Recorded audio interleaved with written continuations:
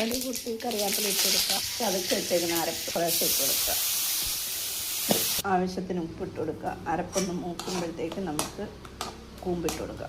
അരപ്പ് ചൂടായിട്ടുണ്ടെങ്കിൽ നമ്മൾ കൂമ്പിട്ട് കൊടുക്കുക. കൂമ്പിട്ട് നന്നായി ഇളക്കി മിക്സ് ചെയ്യുക. നമ്മൾ ഈ കൂമ്പ് അരിഞ്ഞ് കഴിയുമ്പോൾ കയ്യെ ശകലം വെളിച്ചെണ്ണ എടുത്തിട്ട് രണ്ട് കൈയും കൂടെ ഇട്ട് ഉരച്ച് അതിൻ്റെ നാര് കുറേശ്ശെ മാറ്റണം. അല്ലെങ്കിൽ ഈ നാര് ഇങ്ങനെ ഒത്തിരി ഇരിക്കും. 5 മിനിറ്റ് അടച്ച് വെക്കുക. വേവിച്ച് വെച്ചിരിക്കുന്ന പരിപ്പൂടി ഇട്ട് കൊടുക്കാം. പരിപ്പിച്ചിട്ട് വെന്ത് പോയി ഇത്രയും വേവേണ്ട ആവശ്യമില്ല. എന്നാലും നല്ല രുചിയായിരിക്കും ഇതിലൂടെ തിന്നാൻ. പരിപ്പെല്ലാം നല്ലപോലെ മിക്സ് ചെയ്ത് യോജിപ്പിച്ചിട്ടുണ്ട്. ഇനി ഉപ്പ് കുറവാണെങ്കിൽ ഉപ്പിട്ട് കൊടുക്കണം. നമ്മൾ ഇനി കുറച്ച് നേരം ഒന്ന് അടച്ച് വെക്കാം. ഒന്ന് ശകലം ആവി വരുന്ന വരെ. അത് കഴിയുമ്പോൾ നമുക്ക് കഴിക്കാം.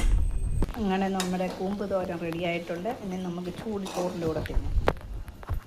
ചൂട് ചോറും ചൂട് കൂമ്പ് തോരനും റെഡിയായിട്ടുണ്ട്. അപ്പം നമുക്ക് കഴിക്കാം. ഇഷ്ടപ്പെട്ടെങ്കിൽ കഴിച്ചോളൂ, ലൈക്ക് ചെയ്തോളൂ, കമൻറ്റ് ചെയ്തോളൂ. Thank you friends.